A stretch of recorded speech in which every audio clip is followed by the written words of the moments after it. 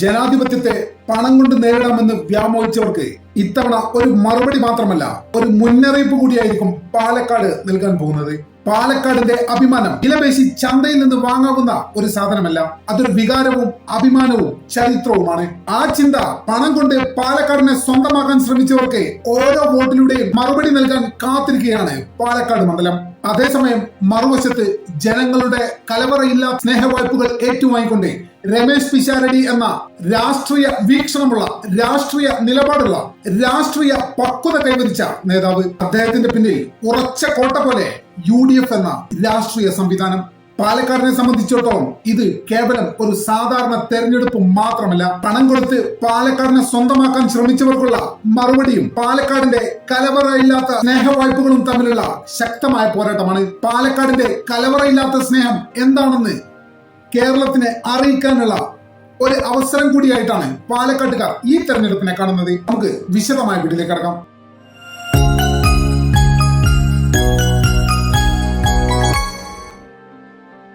കേരള രാഷ്ട്രീയത്തിലെ ഓരോ തെരഞ്ഞെടുപ്പിലും ഓരോ ഫോക്കസ് പോയിന്റുകൾ ഉണ്ടാവും.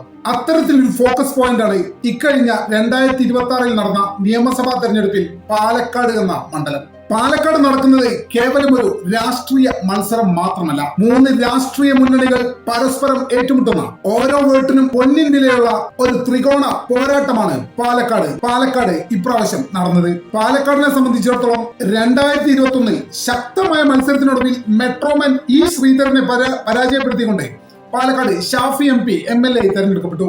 പിന്നീട് 2024 നടന്ന ലോക്സഭാ തെരഞ്ഞെടുപ്പിന്റെ സമയത്ത് ഷാഫി പറമ്പിലിനെ വടകരയിലെ സ്ഥാനാർത്ഥിയായി പാർട്ടി പ്രഖ്യാപിച്ചപ്പോൾ പാലക്കാട്ടിലെ MLA സ്ഥാനം അദ്ദേഹത്തിന് രാജിവെക്കേണ്ടി വന്നു.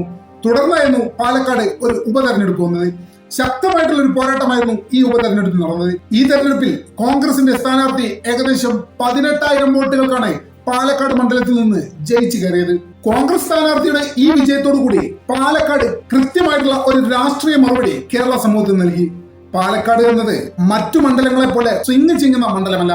മാറുന്ന രാഷ്ട്രീയത്തിന്റെ കേവലം സൂചന മാത്രമാണ് 2024 ഉപതെരഞ്ഞെടുപ്പിൽ പാലക്കാട് കണ്ടത് എന്ന് പാലക്കാട് വ്യക്തമാക്കി നമ്മോട് പറഞ്ഞു. ചരിത്രം പരിശോധിക്കുമ്പോൾ പാലക്കാട് ജില്ല പൊതുവെ CPM-നൊപ്പം നിന്ന കാഴ്ചയാണ് പലപ്പോഴും നമ്മൾ കണ്ടിട്ടുള്ളത്. എന്നാൽ പാലക്കാട് നിയമസഭാ മണ്ഡലം പലപ്പോഴും വ്യത്യസ്തമായി ചിന്തിക്കുന്നതായി നമുക്ക് കാണാൻ സാധിക്കും. അത് പലപ്പോഴും ഇടതിന് അനുകൂലമായിരുന്നു, ചില സമയങ്ങളിൽ വലതിനും അനുകൂലമായിരുന്നു. അവിടേക്കാണ് ഷാഫി പറമ്പിൽ എന്ന കോൺഗ്രസിന്റെ കരുത്തുറ്റ സ്ഥാനാർത്ഥി ഒരിക്കൽ മത്സരിക്കാൻ എത്തുന്നത്. അതോടുകൂടി ഷാഫി പറമ്പിലിന്റെ വരവോടുകൂടി പാലക്കാട് മണ്ഡലം പൂർണ്ണമായിട്ടും ഒരു കോൺഗ്രസ് കോട്ട ആകുന്ന സ്വഭാവത്തിലേക്ക് രൂപാന്തരപ്പെടാൻ തുടങ്ങി. ഇതിനിടയിൽ മറ്റൊരു പ്രധാന ഘടകമാണ് BJP. ഇടതിനും വലതിനുമൊപ്പം ശക്തമായിട്ടുള്ള വോട്ട് മേക്ക് BJPക്ക് പതിയെ പാലക്കാട് വളർത്താൻ സാധിച്ചു. അതിന്റെ പല ഗുണങ്ങളും പാലക്കാട് മണ്ഡലത്തെ സംബന്ധിച്ചിടത്തോളം അവർക്ക് ഉണ്ടായിട്ടുണ്ട്. കേരളത്തിൽ BJP ശക്തമായിട്ടുള്ള മത്സരം കാഴ്ചവെക്കുന്ന വളരെ കുറച്ച് മണ്ഡലങ്ങളേ ഉള്ളൂ. അതിൽ ഒന്നാണ് പാലക്കാട്.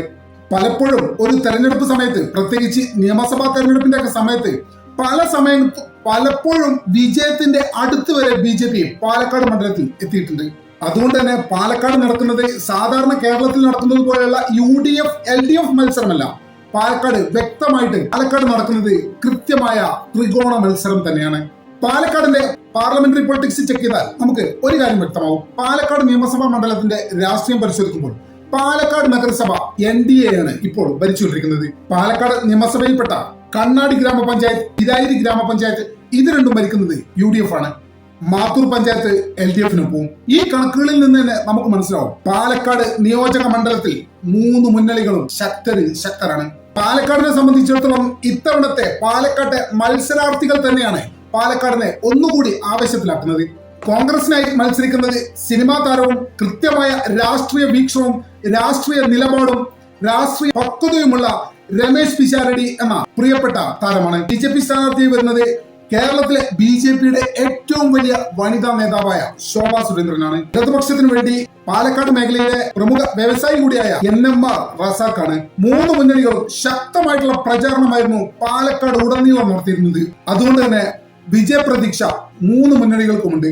ഇങ്ങനെയൊരു അവസരത്തിലാണ് പാലക്കാട് തെരഞ്ഞെടുപ്പിന്റെ തലേ ദിവസം പാലക്കാട് അപ്രതീക്ഷിതമായി ഒരു ട്വിസ്റ്റ് സംഭവിച്ചത്. വോട്ട് ചെയ്യാൻ വേണ്ടി വോട്ടർമാർക്ക് പണം നൽകി എന്നുള്ള ശക്തമായിട്ടുള്ള ആരോപണം തെളിവോടുകൂടി പല ചാനലുകളും BJP സ്ഥാനാർത്ഥി ശോഭാ സുരേന്ദ്രനെതിരെ വലിയ രീതിയിലുള്ള വാർത്തയാണ് കേരളം ഒട്ടാകെ ഉണ്ടാക്കിയിട്ടുള്ളത്.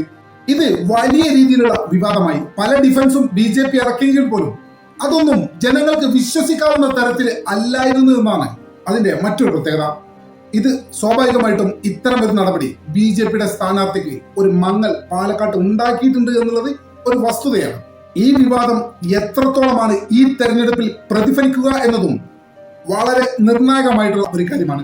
ഒരു വശത്ത് പണം കൊണ്ട് സ്വാധീനിക്കാൻ ശ്രമിക്കുന്ന BJPയുടെ സ്ഥാനാർത്ഥി, മറുവശത്ത് പാലക്കാടിന്റെ കലവറയില്ലാത്ത സ്നേഹം ഏറ്റുവാങ്ങിക്കൊണ്ട് പാലക്കാടിനൊപ്പം ചേർന്ന് നിന്നുകൊണ്ട് പാലക്കാട്ടുകാർ ചേർത്ത് നിർത്തിക്കൊണ്ട് പാലക്കാട്ടുകാരൻ കൂടിയായ രമേശ് പിഷാരടിയും ജനങ്ങളോട് കണക്ട് ചെയ്യുന്ന രീതിയിലുള്ള ഒരു പ്രചാരണമായിരുന്നു സ്വാഭാവികമായിട്ടും രമേശ് പിഷാരടി മുന്നോട്ട് വെച്ച ഒരു പൊളിറ്റിക്കൽ സ്ട്രാറ്റജി. പാലക്കാട് ജനിച്ച രമേശ് പിഷാരടിക്ക് പാലക്കാട്ടുകാരുമായി കണക്ട് ആവുക എന്നത് അത്ര പ്രയാസമുള്ളൊരു കാര്യമല്ലായിരുന്നു.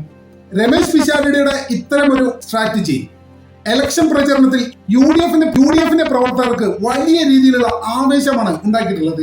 രമേശ് പിഷാരടിയുടെ ഈ പൊളിറ്റിക്കൽ സ്ട്രാറ്റജി വലിയ രീതിയിലാണ് പാലക്കാട്ടെ യുവാക്കളിൽ കണക്ട് ചെയ്തത് എന്നാണ് പല റിപ്പോർട്ടുകളിൽ നിന്നും, പല വിശ്വസിക്കാവുന്ന റിപ്പോർട്ടുകളിൽ നിന്നും നമുക്ക് മനസ്സിലാവുന്നത്. ഇത്തരം കാര്യങ്ങളൊക്കെ കൂട്ടി വായിക്കുമ്പോൾ നമുക്ക് ചില നിഗമനത്തിൽ എത്താൻ സാധിക്കും.